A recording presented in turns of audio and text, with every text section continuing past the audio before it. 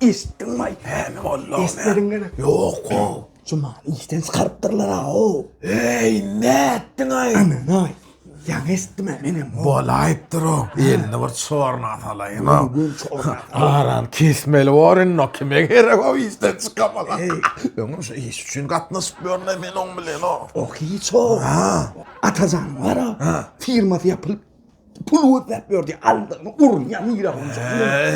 Ey oğlanları vuraydın o men yanıma bir geleymesin o pul forap. Bir kapıdan falmadı ya eline mara. Ay doğru sen hakiki dosta. Sen radnoysun. Yeki dosta sen o. Şunçu sen yani. Men o sensin hovadan demal bilen nelerin sen men çep elim yürekler o sen ne. Benim şunçu sen yani elimde bir. Hizmet dost. Şu ipoteka var. Zayca gerekli oldu.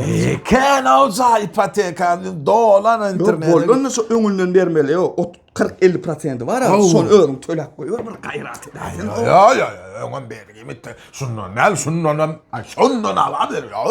Ben anlattım o. Dost olsun aynası deyip dururlar. Ondan zaman sınnos kıynunun da bellidir. Dostun könesi, doğanın tezesi yaşlı diye Türkmenler. Seninle bir dost varmay. Doğru ayttın ay. Sen men gözden mastın o.